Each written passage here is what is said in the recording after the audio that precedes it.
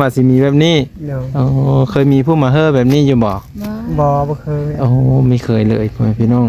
อันนี้ก็ถือว่า FC หรือว่าผู้หลักผู้ใหญ่จากฝั่งไทยเนาะก็ถือว่าเพิ่นในความรู้สึกของเบาล่านี่คนไทยเป็นคนแบบเลิศจ้ะวะ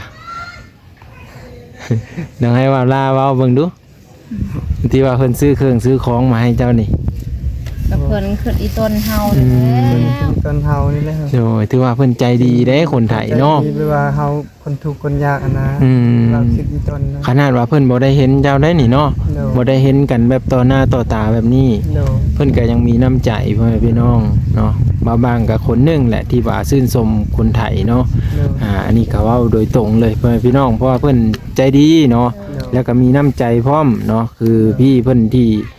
ซอยเข้ามาทางซ่องเบาหนงนั่นแหละพ่อแม่พี่น้องเอ้ยเนาะกันหลายๆคนที่ว่าเพิ่นรับชมเบิ่งทางช่อง YouTube ก็ดีพ่อแม่พี่น้องรับชมเบิ่งเพิ่นติดตามให้เพิ่นเบิ่งคลิปให้เบิ่งโฆษณาให้ก็ส่วนหลายก็มีแต่คนไทยคนลาวก็มีที่อยู่ต่างประเทศนะ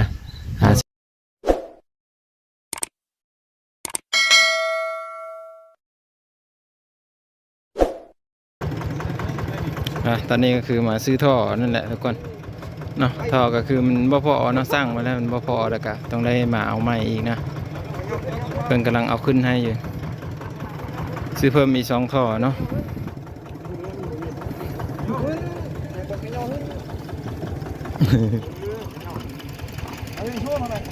รถไถได้มาแก่เอาก็สิมาฮอดบ้านเนาะก็ย่านมันแต้แล้วทุกคนเพิ่นว่ามีห้องก็ได้ว่ะ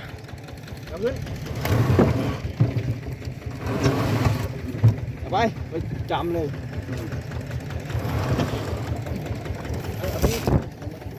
มีวัดบ่ยังไม่จ้ะ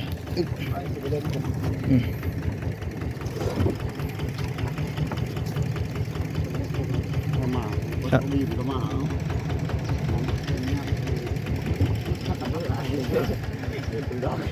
หลายผู้คนเอาเหมือนที่ชอบกันเลย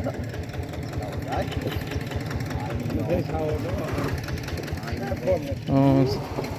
ได้กูอยากมาถอยกูแบกเข้าไปที่จิมาเอาปีนี้แม่งร้ายตาย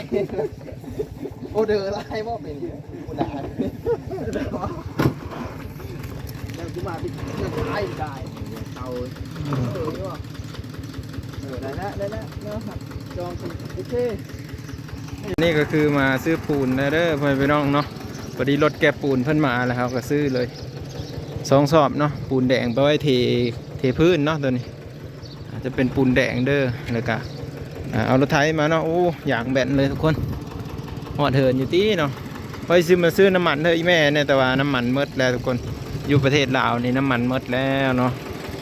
แต่กะบ่เป็นยังเนาะเดี๋ยวเข้ามาสุดหน้าจึงซื้อเอาอีกเนาะเดี๋ยวตอนนี้เฮาสิได้เมื่อเลยเด้อทุกคนเด้อไป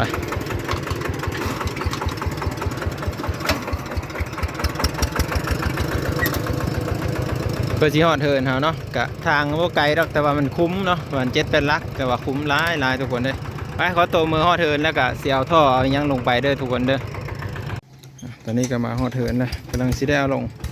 ถอยมืออีกทุกคนเสียวเข้ามาใกล้ๆพี่เนาะเสียวเข้ามาใกล้ๆพี่เพราะมันขันบอกออกมาใกล้แล้วมันย่อหย่าทุกคนนักเนาะนักหลายโลทุกคนนี่บนนี้เด้อบนนี้บนหาเสียดห้องน้ำเอา2.5 เมตรคูณไม่เป็น2 เมตรทางข้างนี่นะ2 เมตรแล้วก็ทางยาวไว้นี่ฮะ2.50 เมตรทุกคนก็พอดีแล้วบ้านเนาะพอพี่น้องเดี๋ยวบางสิดึงเม็ดให้เบิ่งเด้อน้องเพิ่นเอาเท่าไหร่นี่โอ้น้องเพิ่นเอา2 เมตรเนาะยันมันแบบว่าใหญ่พ่นนะทุกคนแต่ยันแบบเปลืองดินบล็อกประมาณนี้นะเดี๋ยวดึงให้เบิ่งเนาะเกือบ2 เมตร2.50 เมตรสำนี้มันก็บ่ใหญ่บ่น้อยทุกคนพอดีเอาเจาะพอดีงามเนาะ 2 เมตร2 เมตร4คูณ2 เมตร50มันก็สินั่นกันอยู่หน้อยหนึงแต่ว่ากกไม้กกต่อก็สิได้ออกเมิดแล้วพี่น้องเลยเนาะมื้อนี้ก็สิได้ซอยบ่าวนงขนเครื่องไปซอยอันเสานกเนาะก็คือไปบ่าวนงนะเฮาไปแล้วนี่ท่อนี่บ่ท่อมันบ่พอเนาะซื้อมานะ4ท่อเนาะพอดีว่าไปซื้อมาเพิ่มอีกเพราะว่าตัวนั้นมันแตะทุกคนเนาะตอนเอาลงมันแตะก็คือมีอยู่นะทับแม่มันด้วยก็เลยว่ามันแตกก็เลยซื้อมาใหม่ตัวนั้นก็ใส่พื้นเลยบอทิ่มทุกคนก็มีแต่สีจอดเอาเนาะจอดเอาปูนจิกเอาแล้วก็ให้น้ำมันระบายเอาเลยเป็นประมาณนี้นะแล้วก็เอาตัวดีนี้ทมไว้เลยเนาะนี่จะได้เลยมันแตะแล้วครับก็จำเป็นนะทุกคนนี่แหละเนาะเดี๋ยวบางๆก็สีเอาท่อเอาย่างลงก่อนทุกคนเลยไปเอาลงเลยนี่แต่สีพูดละตาบานงมาจนคือเป็นยอไปช่อยไปพี่น้องเลยอันนี้ก็คือเอาเครื่องนะเนาะคือบ้านนงคนซื้อเครื่องเส้นนี้แหละทุกคนแล้วก็จะมียังอีกก็รอเบิ่งเนาะบ้านนงเพิ่นยังอยู่ทางข้างไหนเพิ่นเด้พอดีว่าเพิ่นซื้อเครื่องอยู่นี่หลักการเลยว่ามาฮับเอาเครื่องนะเพิ่นนี้เพราะว่าคันซิเซอร์รถจักรไปเนี่ยมันนักกันนะทุกคนก็เลยว่าเอาซื้อรถซาเล้งไปเนาะฮอดคือกันตอนนี้ก็แล้วอะไรลูกบ่ได้ซื้อนะ เพิ่นมาซื้อเครื่องอันนั้นมาเพชรแป้งโน ซื้ออะไร ซื้อแล้ว มาซื้อ ตอนนี้ก็คือเราได้มาเสื้อน้ำมันแล้วเด้อพี่น้องเด้อเนาะเสื้อน้ำมัน30,000เนาะก็สิได้เดินทางไปแล้วบัดนี้ไปทุกคนได้เป็นจังได๋ก็ไปเบิ่งนำกันเนาะติดตามเบิ่งกัน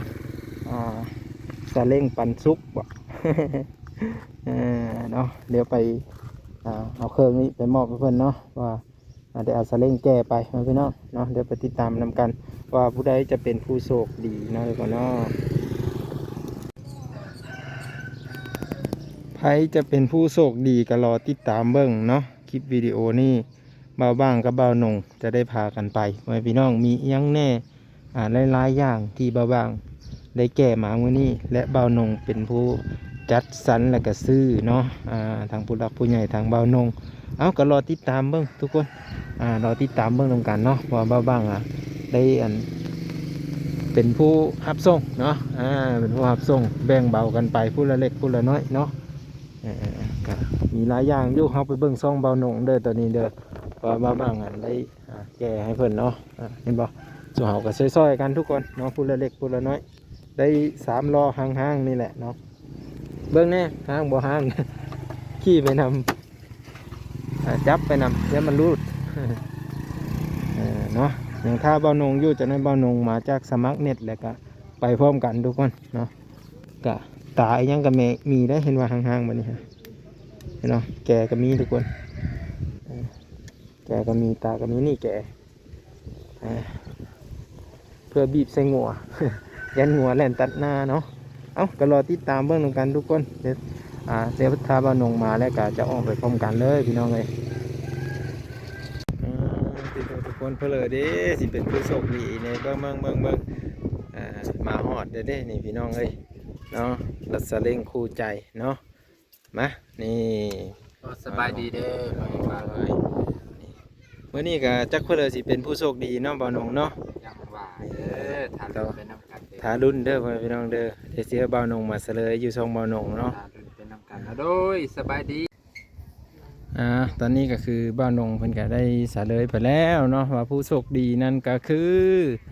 ครอบครัวสาวนกครอบครัวบ่าวลาพี่น้องเนาะเดี๋ยวสิมาถามความรู้สึกโดยสบายดีเด้อเนาะมาตีโทได้เครื่องของหลายลีนี่พี่น้องถือว่าได้โชคใหญ่เนาะวันนี้เนาะมากำลังจกทานอยู่แม่นบ่โอ้กำลังจกทานอยู่เลยเราไปนำอยู่นาแม่นยังเด้ซั่นแหละเนาะคิดพ่ออยู่ว่าแบบว่าสิมีแบบนี้ฮะบ่ได้คิดจ้ะคิดเลยมีคิดซ้ำว่าสิมีแบบนี้เคยมีผู้มาเฮ้อแบบนี้อยู่บ่เคยไม่เคยเลยพี่น้องอันนี้ก็ถือว่า FC หรือว่าผู้หลักผู้ใหญ่จากฝั่งไทยเนาะก็ถือว่าเพิ่นในความรู้สึกของเบาล่านี่ คนไทยเป็นคนแบบเลิศจ้ะวะ เดี๋ยวให้ว่าลาเว้าเบิ่งดูที่ว่าเพิ่นซื้อเครื่องซื้อของมาให้เจ้านี่ กับเพิ่นขึ้นอีต้นเฮา อื นั่น ม แหละ เป็นต้นเฮานี่แหละครับ โดยถือว่าเพิ่นใจดีเด้คนไทยเนาะ ใจดีหรือว่าเฮาคนทุกข์คนยากอะนะ อืม เราคิดอีต้นนะ ขนาดว่าเพิ่นบ่ได้เห็นเจ้าได้นี่เนาะ โดย บ่ได้เห็นกันแบบต่อหน้าต่อตาแบบนี้ โดย เพิ่นก็ยังมีน้ำใจพ่อแม่พี่น้องเนาะบางก็คนหนึงแหละที่ว่าชื่นชมคนไทยเนาะ โดย อันนี้ก็เว้าโดยตรงเลยพ่อแม่พี่น้องเพราะว่าเพิ่นใจดีเนาะ โดย แล้วก็มีน้ำใจพร้อมเนาะคือพี่เพิ่นที่ซอยเข้ามาทางซ่องเบาหนงนั่นแหละพ่อแม่พี่น้องเอ้ยเนาะกันหลายๆคนที่ว่าเพิ่นรับชมเบิ่งทางซ่อง YouTube ก็ดีพ่อแม่พี่น้องรับชมเบิ่งเพิ่นติดตามให้เพิ่นเบิ่งคลิปให้เบิ่งโฆษณาให้ก็ส่วนหลายก็มีแต่คนไทยคนลาวก็มีที่อยู่ต่างประเทศนะส่วนหลายคนไทยนะโอ้ยใจดีพ่อแม่พี่น้องนี่แหละคือครอบครัวของเบาล่าครอบครัวสาวนกนี่เนาะก็จนว่าได้มีเข้าสอบหนึ่งเนาะในราคาที่ว่า600,000ปลายพ่อแม่พี่น้องเป็นเงินกะเขาน่าจะขายในเป็นพันพูดอะไรเนาะ อันนี้น่าจะกุ้มร้ายเดินอยู่ฮอดเดินบ่3 ขนเนาะ โดย แล้วก็มีน้ำมีปลากระป๋องมีหยังโอ้ยเบาล่าว่าบ่เคยมีแบบนี้จักเทื่อเพิ่นว่าเนาะ โดย บ่คิดบ่ฝันเลยว่าคนไทยสิน้ำใจดีแบบนี้เนาะใจดีพ่อแม่พี่น้องเอ้ยเนาะใจดีมีน้ำใจเพิ่นน่ะโอ้ยเอาขอให้สู้ทนต่อไปบ่ว่าจะเป็นเครื่องของอีหยังต่างๆนี่เนาะติโทเพิ่นว่าเอาจัดเต็มให้สาวนกเลยเพิ่นว่าซื้อเครื่องซื้อของให้ครอบครัวเบาล่าเลยเนาะว่าจะเป็นผ้าห่มที่นอนเนี่ยเนาะ โดย ที่นอนนี่ก็ร้านน้อยนี่สินอนสบายแล้วมื้อแลงเนาะบ่ต้องเจ็บกระโตแล้วบัดนี้ฮะโดย ดีใจบ่ได้เครื่องหลาย โดย ดีใจเนาะมี FC คนไทยเพิ่นฮักเพลงน้องชื่อนั่นเลยก็ จันดี จันดีเนาะน้องจันดีเนาะเพิ่นก็สิมีเกิบเสื้อเกิบจะเด้เห็นอยู่บ่เพิ่นซื้อเพิ่นน่ะแกะเบิ่งดูหาแกะให้บ่าวเบิ่งดูพอดีอยู่บ่เกิบก็สีงามแท้เนาะสีชมพูเลยทุกคนลองใส่เบิ่งดูหาเอาใส่เบิ่งซบเบิ่งได้เกิบงามเด้นี่เพิ่นก็กำลังจกท่านอยู่พ่อแม่พี่น้องเอ้ยก็เลยว่าเบ้านงเพิ่นไปนำเอาอยู่พุ่นแล้วเพิ่นก็คิดมีพ่อเลยว่าสิมีโชคใหญ่เนาะพอดีอยู่บ่คันบ่พอดีก็ให้ไปเปลี่ยนก็ได้นี่พอดีอยู่บ่พอดีนะ พอดี มาแล้วมันหักล่างไปเนาะอันนี้ฮะเกือบทำอิฐมากันในนี้แล้วเนาะคันเอาซื้อล่างโพดแล้วมันสิล่างไว้เลยเนาะ โดย ดีแล้ว ได้เกือบงามเนาะร้านน้อยก็ดีใจแล้วนี่ขอบคุณ FC เด้อพี่น้องเด้อขอบคุณพี่ๆทางฝั่งไทยเนาะที่ให้กันช่วยเหลือหรือว่าให้กันรับชมคลิปวิดีโอให้พี่น้องเอ้ยป้าที่ทุกบางก็คือบ่พอคือกันได้นี่ก็ได้ที่คนไทยเพิ่นใจดีแฮงเนาะบ่ว่าจะเป็นข้าวปลากระป๋องน้ำดื่มเนาะน้ำดื่มนี่ก็สำหรับสาวนกก็บ่ต้องไปกินน้ำตัวทีบอีกแล้วนะเพิ่นก็น่าจะรักษาผู้น้อยหั่นแหละเนาะให้กินน้ำแบบสะอาดเนาะก็น้ำหัวเสือ2 แพ็คมาพี่น้องแต่เก้าก็สิได้ไปหาบน้ำอยู่โห้ยเพิ่นแล้วมากินเนาะนี่เด้อนี่อันนี้คือน้ำกินเพิ่นเด้อนี่เด้อนี่เพิ่นจะตักมาซื้อกระตุกนี่เนาะท้ายสุดนี่ก็ขอเฮครอบครัวบ่าวลาและสาวนกอวยใส่ให้พรให้ท่านผู้ชมแล้วก็ผู้รักผู้ใหญ่ที่เพิ่นซอยเหลือข้าวของมาในเด้อเนาะโดย ขอบใจเด้อถูกที่ให้เด้อ โดย ที่ช่วยเหลือน้อง ให้ ภาคไทยภาคลาวเด้ โด อย ทางให้มีให้ร่ำให้รวยเด้อ เจ็บเยอะใครได้ อย่าคิดอย่าให้ใครเด้อให้ดีๆให้รวยของเราเด้อ โดยขอให้เพิ่น บางเด้ โด อย ขอให้เพิ่นร่ำรวยก็เก่าเนาะเพิ่นซอยเจ้ามาซ้ำนี้ก็ขอให้เพิ่นได้กลับคืนไป100 เท่าพันเท่าพุ่นแหละเนาะโดยให้เพิ่นเจริญรุ่งเรืองกว่าเก่าเด้อโดยมาบ้างก็ดีใจพ่อแม่พี่น้องที่เพิ่นจะมีเข้าเนาะไว้พอประทังชีวิตแล้วก็แบบว่าหาเงินก็สิค่อยสะดวกขึ้นเพราะว่าเพิ่นเผาท่านก็ บ่ต้องเร่งรีบอีกแล้วว่าเผามื้อนี้ต้องเอาออกไวๆโลดนะก็สิมีข้าวกินแล้วเพิ่นว่าคันว่าเพิ่นบ่ได้เอาทานออกมื้อนี้เพิ่นสิบ่มีข้าวกินได้มื้อแลงเนาะ โดย เพิ่นเร่งอยากอันเอาเข้าอันเอาทานออกแล้วไปขายเพิ่นว่ามื้อนี้หั่นแล้วเพิ่นสิซื้อเขาเพิ่นว่าเขาเพิ่นก็แม่นสิหมดแล้วไม่จังหาปาดอย่างน้อยหนึ่งไว้พี่น้องก็เลยได้ตัวนี้มาเพิ่มอีกเดี๋ยววิดีโอหน้าพ่อกันใหม่พี่น้องมาบางขอขอบพระคุณเบิดทุกคนเด้อ FC เด้อที่รับชมและติดตามตลอดมาเนาะมาบางก็ดีมกดีใจหลายและวิดีโอหน้าพ่อกันใหม่พี่น้องสบายดีเนาะสวัสดีครับ